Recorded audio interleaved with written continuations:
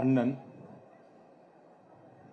தமிழகத்தின் முதல்வர், வேட்பாளர் அல்ல 2026ஆம் ஆண்டின் முதல்வர், எங்கள் தலைவர் அவர்களுக்கு என்னுடைய வணக்கத்தை தெரிவித்து, அதாவது பொதுக்குழு முடிஞ்ச உடனே, நான் பேசி முடிச்ச உடனே கடந்த ஒரு வாரமா கதறிட்டு இருக்காங்க திமுக. ஆதவர்ஜுனா ஆதவர்ஜுனா ஆதவர்ஜுனா. பெரிய பெரிய மீடியா, யூடியூப் எல்லாம் விலைக்கு வாங்கிட்டு வாடகை வாங்கி காசை கொடுத்துட்டு பெரிய வியாபாரம் நடந்துட்டு இருக்கு. பரவாயில்ல, நல்லா இருக்கட்டும். என்னால நிறைய பேர் பொழைச்சிட்டு இருக்காங்க. இன்னைக்கு தமிழக வெற்றி கழகத்தை திட்டினா, தலைவர் அவர்களை திட்டினா மிகப்பெரிய ஒரு காசு கிடைக்குன்னு ஒரு வியாபாரத்தை உருவாக்கி இருக்காங்க. நம்ம அவங்களுக்கு நன்றி சொல்லிச்சுக்கிறோம். அதாவது அண்ணன் நான் ஒன்று சொல்லிட்டு இருந்தேன், இனிமேட்டு அடிக்கடி சென்னையில் ஒரு கூட்டம் போடுங்க. இந்த ஒரு வாரமா என்னென்னலாம் பேசினாங்களோ நம்ம அக்காக்கள் வந்து பேசினாங்க பாருங்க, பேச்சு அப்படியே காதல் அப்படியே ஒரு திமுக பத்தி எப்படி பேசினாங்கன்னா, உண்மைகளை பேசும் பொழுது அப்படிதான் அவங்க பழக்கம். அம்மா ஜெயலலிதா அம்மாவை தனிப்பட்ட முறையில் ஒரு பெண்ணுங்கிற ஒரு காரணத்துக்காக ஒரு 15-20 வருஷமா அவங்க முதல்வர் அவர்களுக்கும் ஒரு தன் உடல் மொழியில அவங்களுடைய உடலை வச்சு ஒரு அசிங்கசியமா பேசின கட்சி தான் திமுக. அதனால இந்த அவதூறுகள் இதுக்கெல்லாம் பதில் சொல்றதுக்கெல்லாம் நமக்கு டைம் இல்லை. நம்ம தலைவர் சொல்லுவாரு, நம்ம ஒரு நதி மாதிரி போய்கிட்டே இருப்போம். அதுல அசிங்கமும் வரும், நல்லதும் வரும். நம்ம நல்லதை மட்டும் எடுத்துட்டு 26ல தலைவரை முதல்வராக்குறது மட்டும்தான் நம்ம குறிக்கோள். அந்த குறிக்கோளோட நம்ம போயிட்டே இருப்போம். அதாவது நம்ம எஸ்ஐஆருக்கு எதிராக கண்டன ஆர்ப்பாட்டம் பண்றோம். ஒன்றிய அரசுக்கு எதிராகவும் தேர்தல் கமிஷனுக்கு எதிராகவும் ஒரு கண்டன ஆர்ப்பாட்டத்தை சொல்றோம்.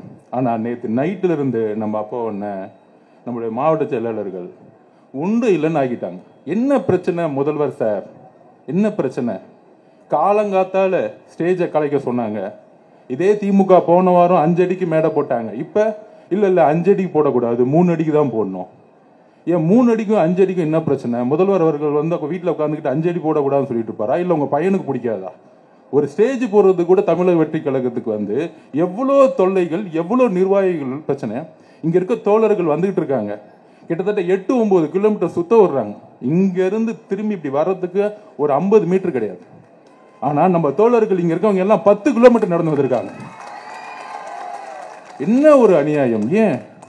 ஏன் அப்ப நாங்க உங்க ஒன்றிய அரசு எதுக்க கூடாதா? உங்க மறைமுக கூட்டணிக்காக ஒர்க் பண்ணிட்டீங்களா நீங்க? நான் ஒன்னே ஒண்ணுதான் கேட்கிறேன்.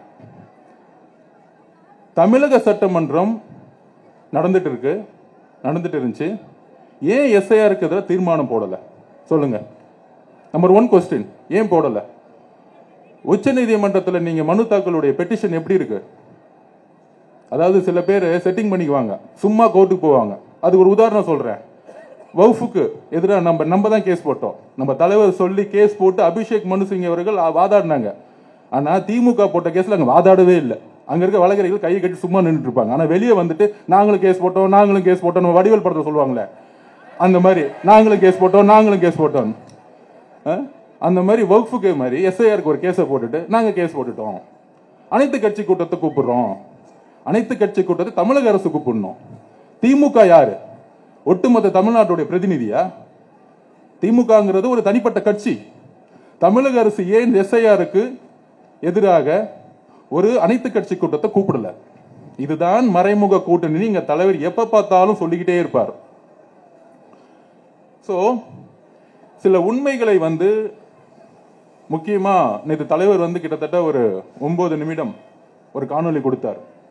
இதெல்லாம் எலெக்ஷன் கமிஷன் செஞ்சிருக்கணும். 4ஆம் தேதி அனௌன்ஸ் பண்ணும்போது ஏதோ ஒரு விளம்பரமோ, எஸ்ஐஆர்னா என்ன, மக்கள் ஒவ்வொருத்தவங்க வீட்டில் இருக்கிறோம், எத்தனை விவசாயிகள் காலையில 6 மணிக்கு உள்றதுக்கும் விதை வைக்கிறதுக்கும் இல்ல அறுவடை பண்றதுக்கும் காலையில 6 மணிக்கு கிளம்புனாங்கன்னா வரதுக்கு 9 மணி ஆகும். வீட்டுல யாரு இருப்பா? அப்ப யாருமே இன்னைக்கு தமிழ்நாட்டில் வீட்டுல காலையில 7 மணிக்கு கிளம்புனாங்கன்னா ஒரு சாதாரண ஒரு கூலி தொழிலாகட்டும், விவசாயிகளாகட்டும், ஒரு மீனவர்களாகட்டும், ஒரு வேலை பார்க்கக்கூடிய தோழர்களாகட்டும், எல்லாருமே வீட்டு காலைல கிளம்புனா வரதுக்கு நைட் ஆகும்.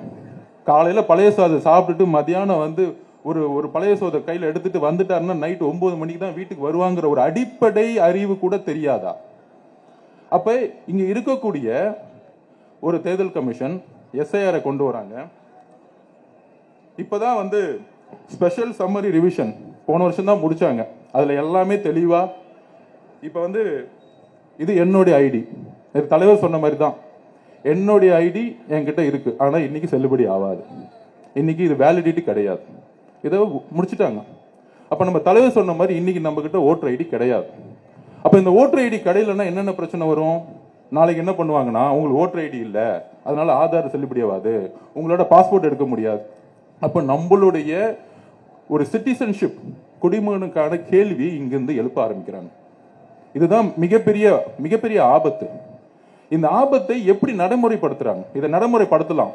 ஒரு வருஷத்துக்கு முன்னாடி இல்ல 2 வருஷத்துக்கு முன்னாடி பொறுமையா ஒரு 6 மாசம் டைம் கொடுத்து கரெக்டான விழிப்புணர்வு கொடுத்து மக்களுக்கு ஒரு நல்ல அவேர்னஸ், அதாவது நேற்று தலைவர் நம்ம அவேர்னஸ் கொடுத்தாரு பாருங்க, இது தேர்தல் கமிஷன் செஞ்சிருக்கணும். ஒரு கிரிக்கெட்டர்ஸையோ இல்ல நல்ல ஒரு விளம்பரத்தையோ கொண்டு வந்து கொடுத்திருக்கணும். ஆனால் நேற்று தலைவர் நம்மளுடைய தலைவர் கொடுத்த ஒரு காணொளி கிட்டத்தட்ட நேத்து மட்டும் 3 கோடி பேரை ரீச் பண்ணிருக்கு. இதுதான் எங்கள் தலைவர். இப்ப தெரியுதா யாரு மக்களுக்காக உண்மையாக வாய்ஸ் கொடுத்துட்டு இருக்காங்கன்னு? அப்ப அவருடைய ஒரு காணொளி 3 கோடி பேரை நேற்று நைட்டுக்குள்ள 12 மணிக்குள்ள ரீச் ஆயிருக்கு. ஒட்டுமொத்த செய்திகளும் இதை நோக்கி தான் சொல்லிட்டு இருக்கு. அப்ப எங்களுடைய வேலை அரசியலை ஓட்டு வாங்குறது மட்டும் இல்ல, ஒரு மிகப்பெரிய ஒரு அவேர்னஸை எங்க தலைவர் கொடுத்துட்டு இருக்காரு. இது எந்த தலைவரும் செய்யல இது வரைக்கும். நான் சேலஞ்சா சொல்றேன், எங்க தலைவர் இந்தியாவில் எந்த தலைவரும் செய்யல. அப்ப இன்னைக்கு அவேர்னஸ்ல நம்ம எதை நோக்கி நம்ம போனோம்? உறுதியாக இன்னைக்கு வரைக்கும் சுப்ரீம் கோர்ட்ல எஸ்ஐஆருக்கு ஸ்டே கிடையாது. நம்ம உண்மையான வெளிப்படையான ஒரு எலெக்ஷன் நடந்தால் நம்ம தான் மிக அறுதி 1967 77 அப்புறம் நம்ம தலைவர் தனிப்பட்ட முறையில் முதலமைச்சர் ஆவார். இது உறுதி, இல்ல எந்த விதமான சந்தேகமும் கிடையாது.